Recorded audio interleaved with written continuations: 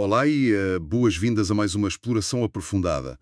Hoje, confesso que temos em mãos uma análise que me deixou a pensar bastante nas minhas próprias ideias feitas e na forma como lemos o mundo à nossa volta. Uhum. É daquelas temáticas que mexe com as fundações do que achamos que sabemos. Exatamente. Vamos olhar para um tema que cruza a geografia, cultura, comunicação e intimidade. O documento que serve de base à nossa missão de hoje intitula-se Beyond the Stereotype: Sexuality and the Lusophone Woman. Que traduzido, para quem nos ouve, seria algo como, para além do estereotipo, a sexualidade e a mulher lusófona. Pois, ora, nem mais.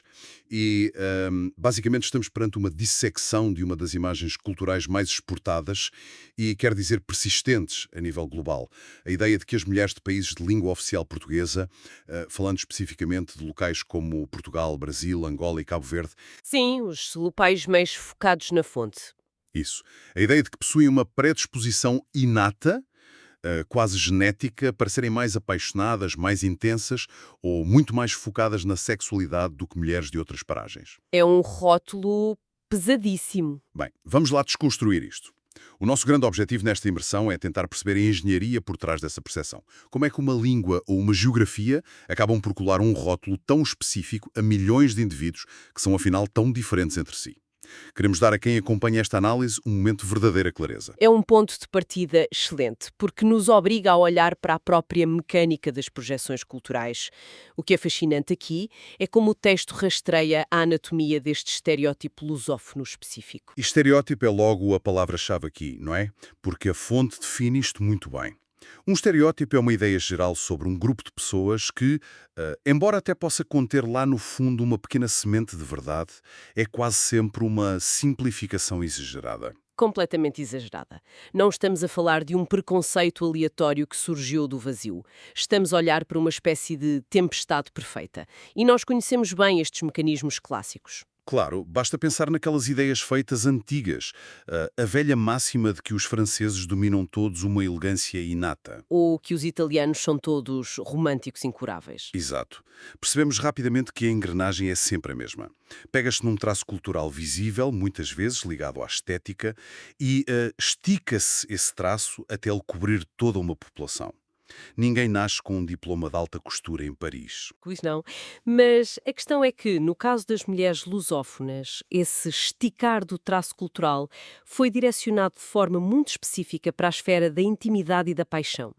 E as imagens culturais, como a fonte nos alerta, repetem-se ao longo do tempo, mas não definem nunca o indivíduo. E é aí que o documento nos leva à primeira grande razão para a criação deste mito. O primeiro grande fator. Aquilo a que podemos chamar de um massivo ruído na comunicação. Tem a ver com a expressividade. Se ligarmos isto ao panorama geral, é aí que se dá a fricção, porque nos países lusófonos que referimos, a norma social dita um nível de expressividade que à escala global é bastante elevado. Falar com muita emoção, usar os braços, as mãos para pontuar uma história, aquela oscilação de tom de voz e, acima de tudo, uma proximidade física, que para nós é muito natural. Uhum, o toque. O toque. Se o toque no braço durante uma conversa de café, os dois beijos na cara para cumprimentar alguém que acabamos de conhecer. Isto é o código base de interação. Exato. E o problema, o verdadeiro aha moment desta análise que mostra a desconexão cultural, é quando este código é lido por alguém que não tem a mesma chave de desencriptação. Alguém de uma cultura muito mais reservada. Isso faz-me pensar muito naquela analogia do termostato que ajuda a tornar a ideia visual para quem nos ouve. Imagina que alguém cresceu numa cultura muito mais reservada, digamos, mais a norte da Europa, onde a contenção física e emocional é a norma. Onde o espaço pessoal é sagrado. Ora bem, nessa cultura, o termostato de interação social está programado lá para os 18 graus. Essa é a temperatura ambiente confortável. Os gestos são muito contidos, as emoções geridas internamente. Certo. E de repente, essa pessoa aterra num ambiente lusófono, onde o termostato social está programado logo para os 25 graus. O que é que acontece? Sente um calor extremo, claro. Sente um calor abrasador, sente que aquela expressividade vibrante, aquele toque no ombro casual, só podem significar uma coisa: um interesse excepcional ou até um flerte direto, quando na verdade, para quem lá vive, aquilo é apenas uma terça-feira normal. Essa comparação do termóstato é excelente porque ilustra bem a falha na tradução de intenções. O observador externo, habituado à contenção, quando vê essa demonstração efusiva de simpatia, reclassifica-a logo como comportamento sedutor. É uma interpretação completamente errada. Porque está a projetar a sua própria métrica. Pensa logo, se eu fizesse isto, era porque estava a tentar seduzir alguém. Ora, nem mais, assume que a mulher lusófona está intencionalmente a ser sedutora, quando está apenas a ser educada dentro dos seus próprios parâmetros culturais. E este ruído na comunicação presencial é depois amplificado por outro fator gigantesco que o nosso documento explora: a banda sonora e a cultura pop. Sem dúvida. É impossível desassociar esta imagem de paixão desenfreada da música que estes países produzem e exportam.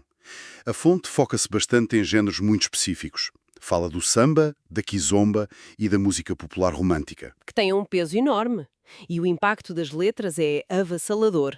Estas músicas falam incessantemente de sentimentos, de atração física, de amores ardentes, de relações interpessoais muito complexas e de saudade. A exposição constante a estes temas cria uma narrativa, não é? Cria e alimenta uma imagem cultural de paixão e intensidade extrema.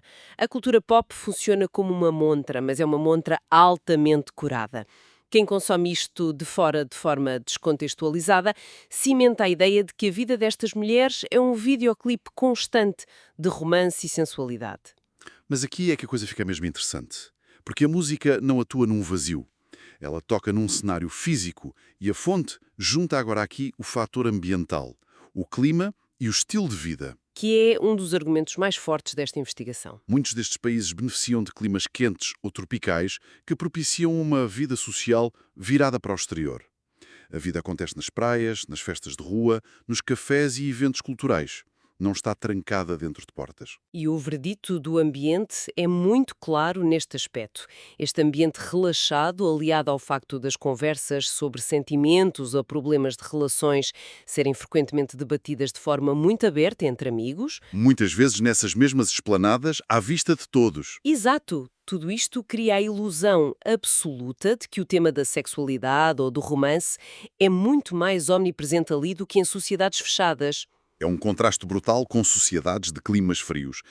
Se a vida social acontece à volta de uma mesa de jantar, à porta fechada, o observador casual não vê a emoção na rua. Mas quando passa por uma praça num país de clima quente e vê casais a interagir fisicamente, amigos a rir alto ou a debater emoções, o cérebro tira conclusões precipitadas.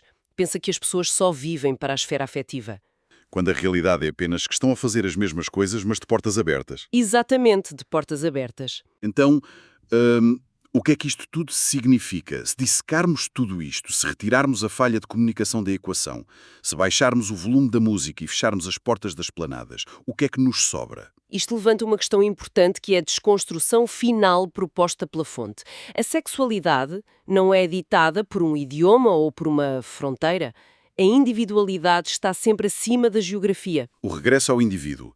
Assumir que as mulheres de um determinado grupo partilham uma predisposição idêntica para a vida íntima só porque falam português ou vivem num clima quente é ignorar a complexidade humana. É um apagamento total do indivíduo. E a investigação faz questão de enumerar os verdadeiros fatores individuais que constroem a vivência de cada pessoa. Fatores que não têm nada a ver com o facto de se cantar fado ou dançar samba. Zero. Estamos a falar da estrutura de personalidade. Há pessoas introvertidas e extrovertidas em qualquer língua.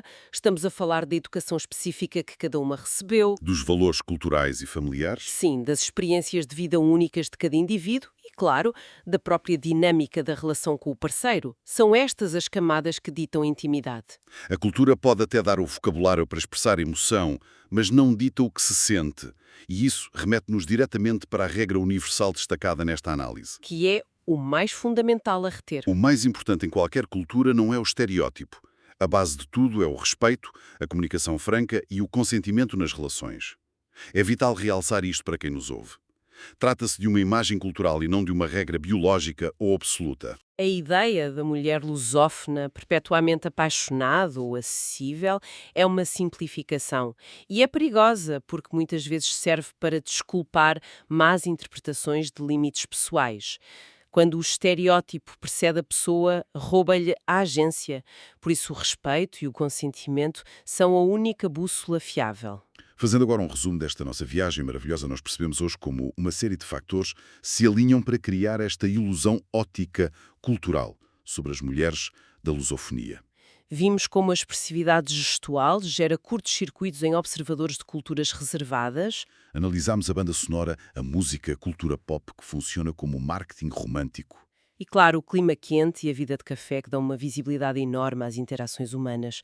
Fica claro que as diferenças culturais existem, mas as semelhanças humanas são igualmente fortes e muito mais profundas. Sem dúvida, a geografia determina o palco, mas a peça de teatro é sempre individual. E para terminarmos em beleza, sei que tens aí uma reflexão final para deixar quem nos ouve a pensar. Sim, gostava de deixar um pensamento provocador final para quem acompanha esta análise poder investigar por conta própria.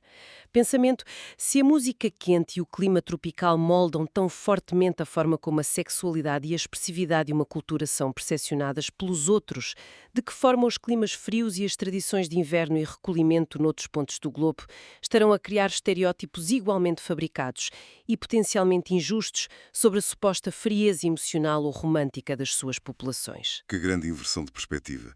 Será que assumimos que as populações nórdicas são frias apenas porque não conseguimos ver as emoções deles na rua, à porta fechada? É a mesma máquina de criar estereótipos, mas a funcionar em marcha atrás. Genial. Exatamente a mesma máquina.